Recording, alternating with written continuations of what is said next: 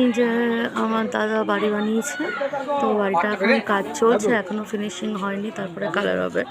তো ভেতরে মার্বেলের কাজ সব হয়ে গেছে, বাড়ি পুরো কমপ্লিট। তো এবার শুধু রঙের কাজ আর সাজানোগুলো বাকি আছে, তাহলেই হয়ে যাবে। আর এখানে তোমাদেরকে দেখালাম